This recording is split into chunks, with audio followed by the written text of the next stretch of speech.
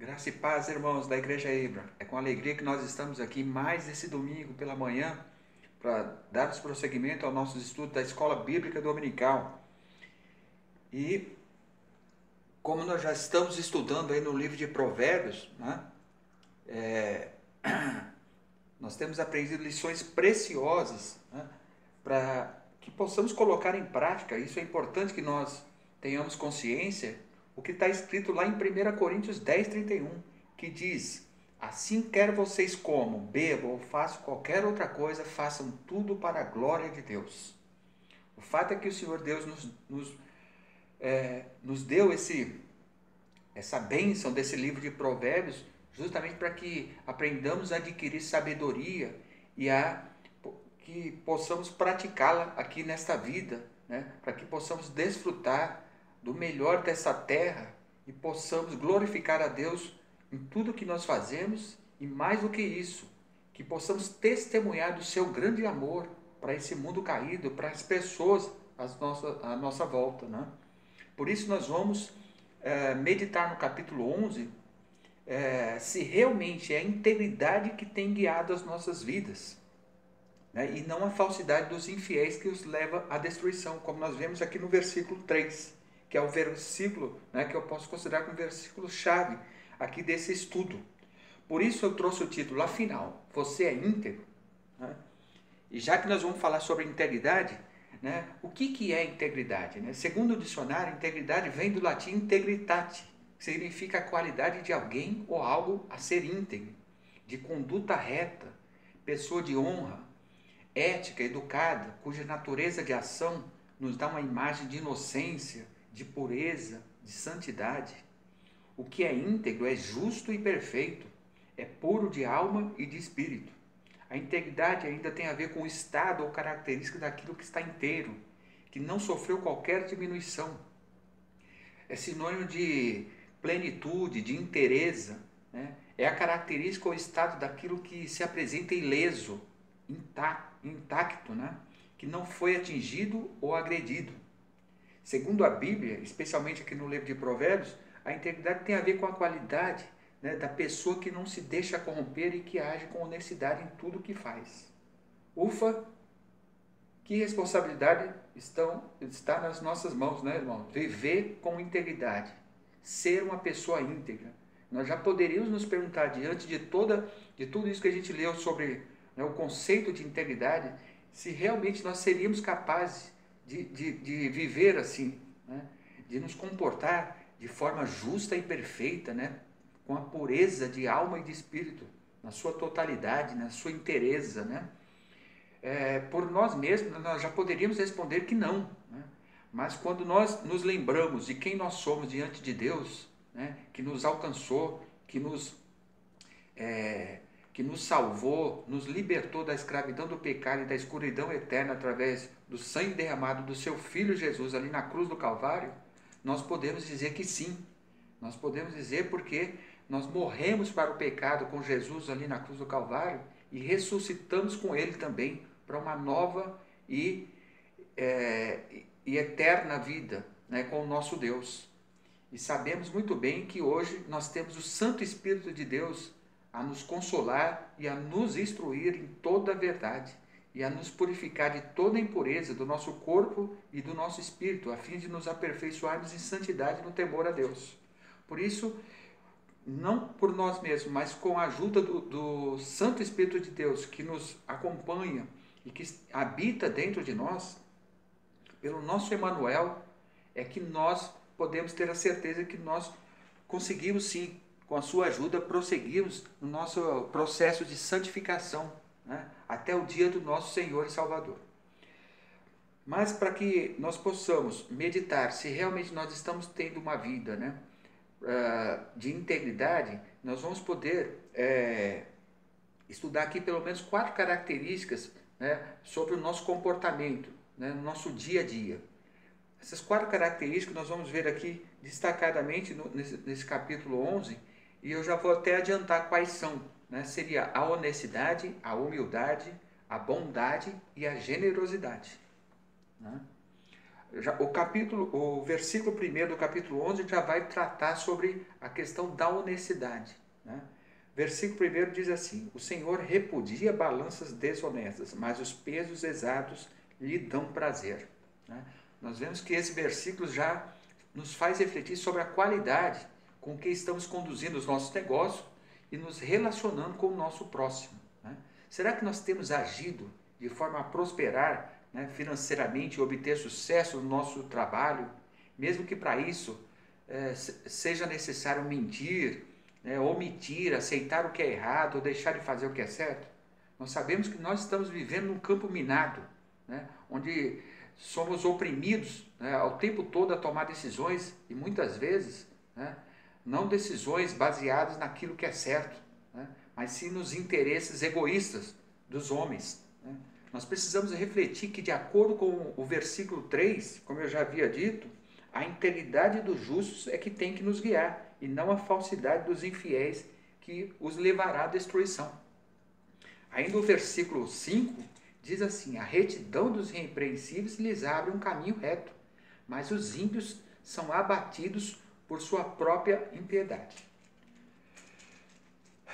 Por isso, irmãos, nós já, né, nesses primeiros versículos, nós já podemos perceber que o Senhor Deus, como nós já estudamos em capítulos anteriores, Ele espera que o seu povo seja diligente, sejam pessoas produtivas nesse mundo, assim como José foi, né, usando de sabedoria, buscando inteligência e sabedoria da parte do Senhor, pôde colocar em prática ali todo o conhecimento, né, de que veio do próprio Senhor Deus, e ele pôde abençoar não somente a terra do Egito, né, mas também todo Israel que ali dependia das suas ações.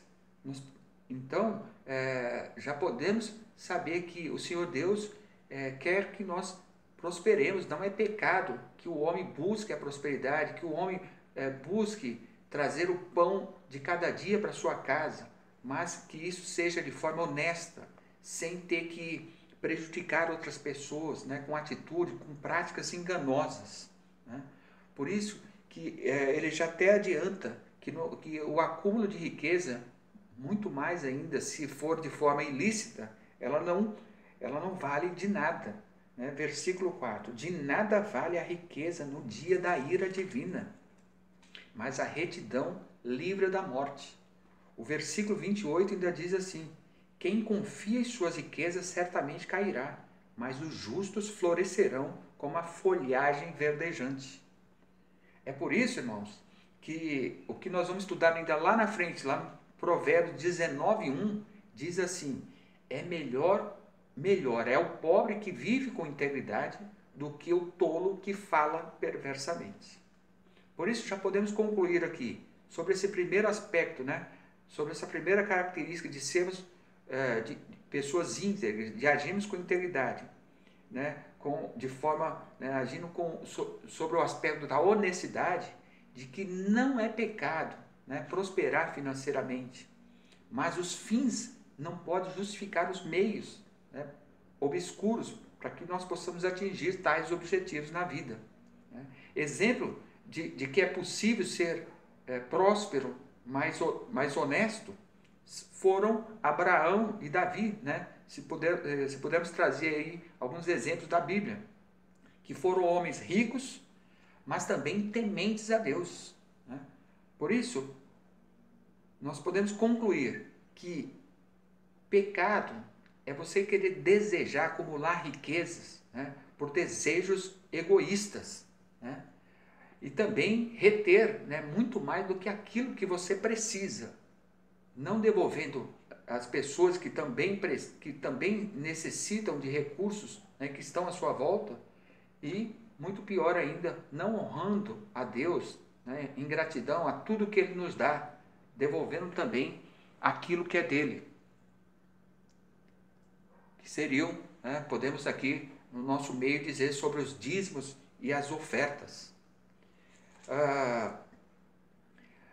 Bom, o segundo aspecto, né, que nós podemos trabalhar aqui nesse capítulo a pergunta que, né, que nós podemos fazer a nós mesmos. Você é uma pessoa humilde?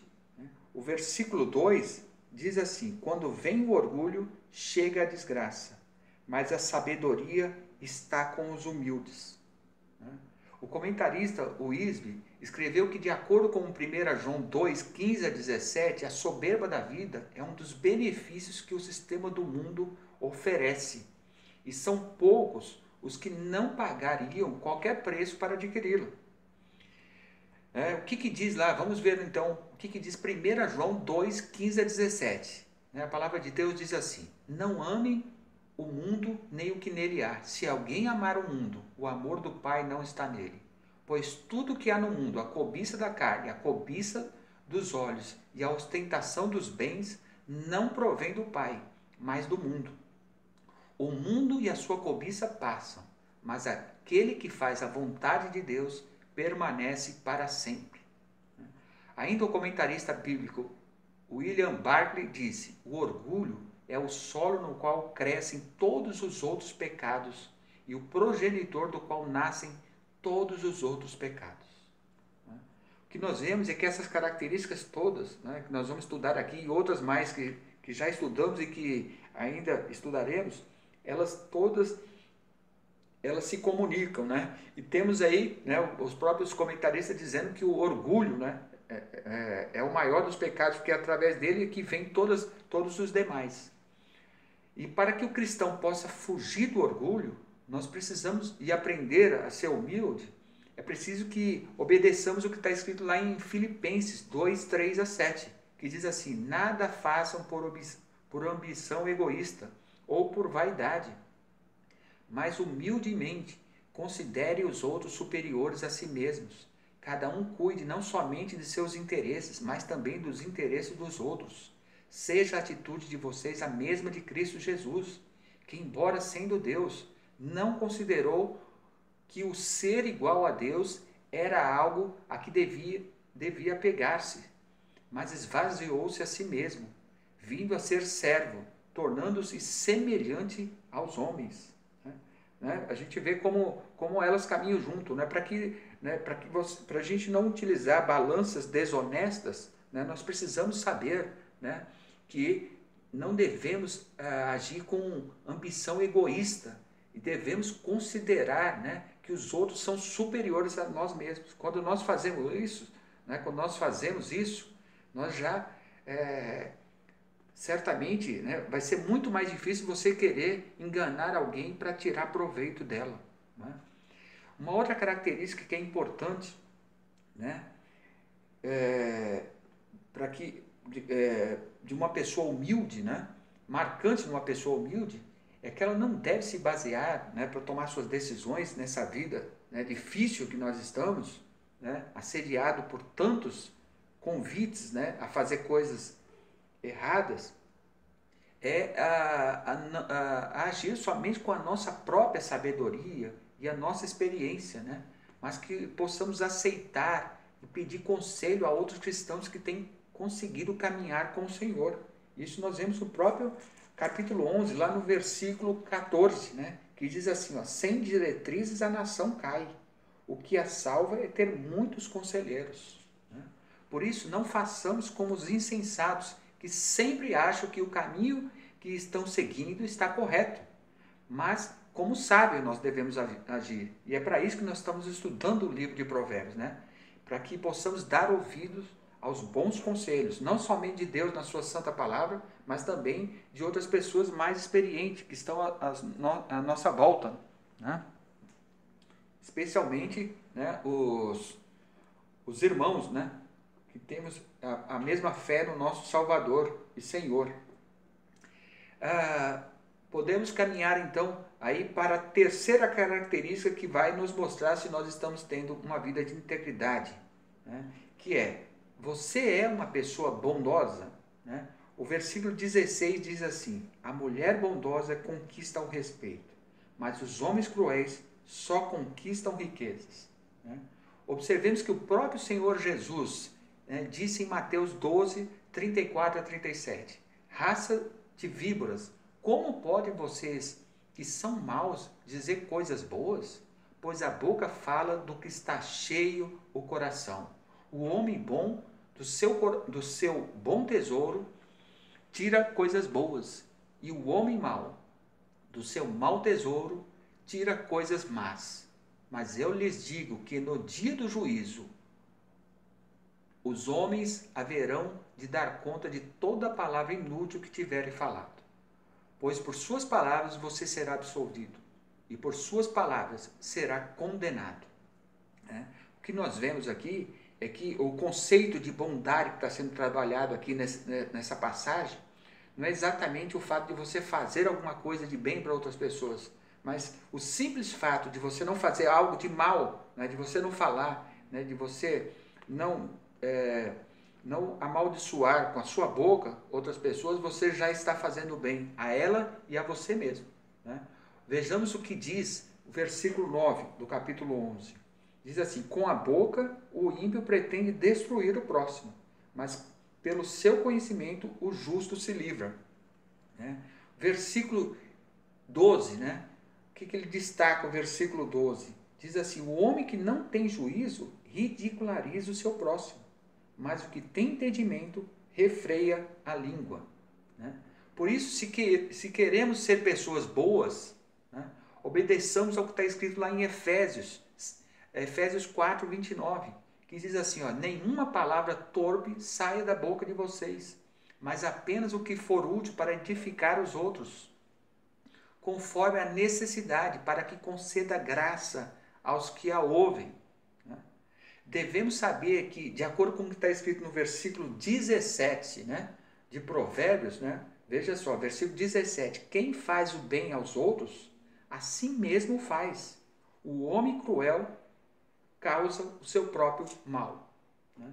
Né? Vejamos que a própria palavra de Deus já nos dá todas as respostas, né, de acordo com as nossas ações. Nós devemos ainda, irmãos, conforme que está no versículo 19 e 20, né, saber que quem permanece na justiça viverá, mas quem sai em busca do mal corre para a morte. O Senhor detesta os perversos de coração, mas os de conduta irrepreensível dão-lhe prazer. Né? Por isso, irmãos, confiemos no que diz a palavra de Deus no versículo 27. Né? Versículo 27. Quem procura o bem será respeitado. Já o mal vai de encontro a quem o busca. Né? Nós percebemos aqui que nós nem precisamos falar muitas coisas. A própria palavra de Deus já fala por si mesma.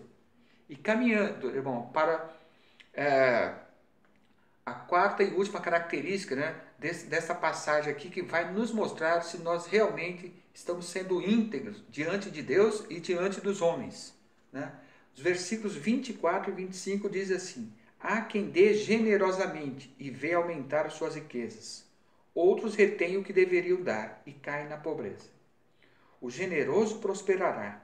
Quem dá alívio aos outros, alívio receberá. Esses dois versículos, né, há um aparente paradoxo, né, porque como nos tornamos ricos sendo generosos, né, a lógica humana, né, se a gente analisar a lógica humana, diz que devemos economizar tanto quanto for possível. Né, mas aqui o Senhor Deus, né, Ele abençoa, Ele nos dá cada vez mais na medida que nós abençoamos, né, que nós ofertamos, que nós devolvemos, que nós somos liberais com os nossos recursos. Né? E para que Ele nos dá cada vez mais para que nós possamos abençoar outras pessoas. Né? A disposição de doar nos ajuda a ter uma perspectiva correta, né, de nossas posses. Nós percebemos que essas não são realmente nossas, né? Que as recebemos de Deus, a fim de que sejam usadas para ajudar outras pessoas. Isso é não ter, né, uma ambição egoísta. É reconhecer, né, de quem é tudo o que está em nossas mãos. Né? Nós sabemos que as nossas vidas é de Deus. E tudo que Ele nos permite desfrutar aqui nessa terra também é dele e para Ele. É para que possa glorificar o seu santo nome. Então, o que nós ganhamos em sermos generosos? Né? Nós ganhamos pelo menos três três grandes coisas. Uma delas é viver desapegado das posses, né? Por isso, né, não precisamos querer acumular riquezas a qualquer custo. Nós podemos também nos alegrar em ajudar outras pessoas, né? O próprio Senhor Jesus disse que há mais alegria em dar do que em receber, né? E o maior privilégio de todos, né? Saber que nós estamos sendo aprovados diante de Deus. Isso explica o que está aqui no próprio livro, no próprio capítulo 11, lá no versículo 10, que diz assim: quando os justos prosperam, a cidade exulta. Quando os ímpios perecem, há cantos de alegria. Versículo 11 ainda: pelas bênçãos dos justos a cidade é exaltada, mas pela boca dos ímpios é destruída. Nós vemos ainda no versículo 26, o que diz o versículo 26? Que o povo amaldiçoa aquele que esconde o trigo, mas a bênção coroa aquele que logo se dispõe a vendê-lo. Então, irmãos, que possamos desfrutar desse grande privilégio, né? Porque é um privilégio ser generoso, né? É genial, né? Como diz um autor,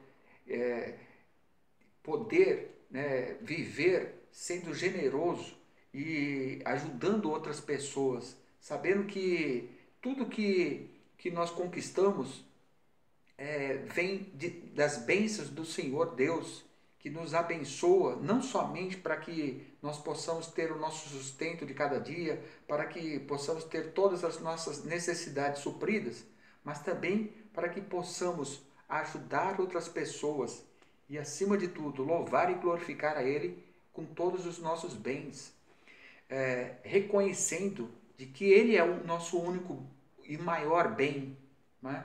Ele é o nosso único Deus, a quem louvamos e glorificamos, e não o dinheiro, né?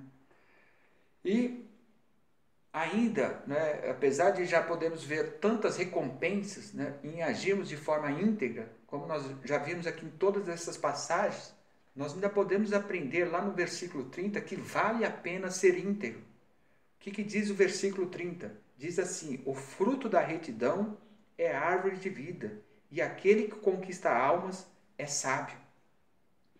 Nós podemos refletir aqui que uma pessoa que busca a Deus é o modelo de uma vida que tem sentido, né? Como uma árvore atrai as pessoas para sua sombra, o senso de propósito de uma pessoa temente a Deus atrai outros que querem, como ela, saber como encontrar um significado para a vida, né? Por isso, irmãos, eu fecho o estudo de hoje, né, com essa frase que possa servir de meditação, né, para o nosso dia a dia, né, para que nós possamos viver de forma a agradar a Deus, que diz assim: adquirir sabedoria e viver com integridade pode ser os primeiros passos para levar outras pessoas a Deus. Muitas vezes nós estamos, né, nos perguntando como é que nós podemos fazer para evangelizar outras pessoas, para proclamar do amor de Deus, né? O próprio Senhor Deus está nos mostrando aqui, através do versículo 30, né, de Provérbios capítulo 11, que o fruto da retidão é árvore de vida, e aquele que conquista almas é sábio, né? Nós conquistamos almas para Deus na medida que nós estamos vivendo uma vida íntegra, uma vida de honestidade, uma vida de humildade, reconhecendo que os outros são superiores a nós. Quando nós estamos sendo bondosos, não somente em fazer o bem, mas deixar também de fazer o mal a outras pessoas. E também quando, conjuntamente a tudo isso, nós nos tornamos pessoas generosas, onde nós agradecemos a Deus, reconhecendo o seu favor sobre as nossas vidas, compartilhando tudo que nós temos, tudo que nós somos com o nosso próximo à nossa volta. Por isso, que Deus nos abençoe, nos ajude a meditar na sua santa palavra e a colocar em prática os seus santos ensinamentos, para que possamos verdadeiramente louvar e glorificar o seu santo nome. Bom dia aos irmãos. Que Deus os abençoe.